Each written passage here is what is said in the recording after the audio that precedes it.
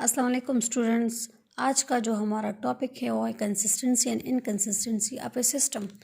Consistency and inconsistency of A system से पहले हम इसकी हिस्ट्री पढ़ते हैं कि ये कहाँ से आया है। तो ये रिलेट करता है सिस्टम ऑफ लीनियर इक्वेशंस को। ठीक है, सिस्टम ऑफ लीनियर इक्वेशन के फिर टू टाइप्स है, system of homogeneous linear equation and system of non homogeneous linear equation. ठीक है, अच्छा, तो system of homogeneous linear equation आपके पास क्या है, वो जो आपके पास दो इक्वेशन है, for example a1 x1 plus b1 x1 y1 equal to k1 आ जाए, और दूसरा इक्वेशन आपके पास a2 x2 plus b2 y2 equal to k2 आ जाए। जब ये k1 और k2 आ जाए तो ये होमोजीनियस, ये non homogeneous system of non homogeneous equation में आते हैं। और अब जब k1 इक्वल टू 0 आ जाए, k2 इक्वल टू 0 आ जाए, तो ये हमारे पास फिर होमोजीनियस में बन जाता है, system of homogeneous linear equation. अच्छा, हम आते हैं, हिस्ट्री हो गई, कंसिस्टेंसी एंड कंसिस्टेंट की तरफ आते हैं। System of linear equation is said to be consistent if the system has one और यूनिक सोल्यूशन, वन भी हम बोलते हैं और यूनिक सोल्यूशन भी बोलते हैं।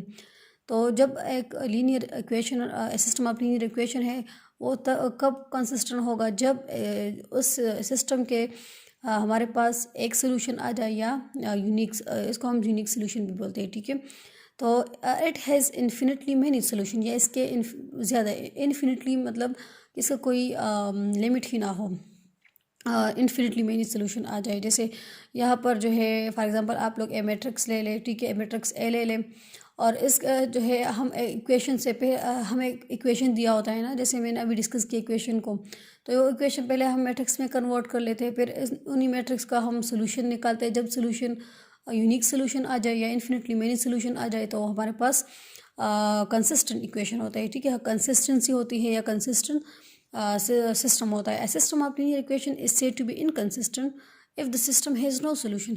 ये तब आपके पास इनकंसिस्टेंट होगा जब इसके कोई नो सोल्यूशन ही नहीं होंगे, जैसे नो सोल्यूशन होते हैं। ठीक है, इसके लिए हम अब ग्राफ डिस्कस कर रहे हैं। ठीक है, तो यहाँ पर मैंने ग्राफ की स्केचिंग की है 3 टाइप्स की।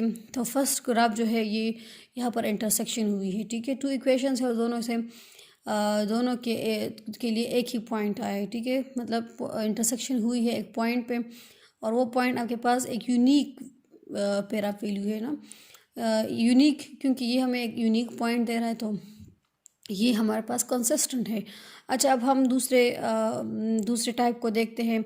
यहाँ पर 2 इक्वेशन है और दोनों इक्वेशन से एक ही लाइन आया है, सेम लाइन आया है, तो मतलब ये एक दूसरे पे रैप कर चुके हैं। तो ये 6 फॉर एग्जांपल ये 6 है, 6 इक्वल टू 6 है, तो ये ट्रू स्टेटमेंट है ना।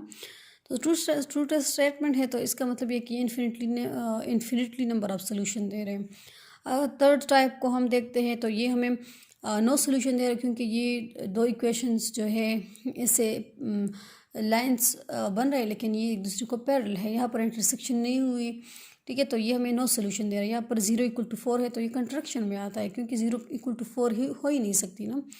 अच्छा, अब हम इसको थोड़ा सा डिस्कस करते हैं। If a system has no solution it is said to be inconsistent, जैसे यहाँ पर हमने डिस्कस कर लिया।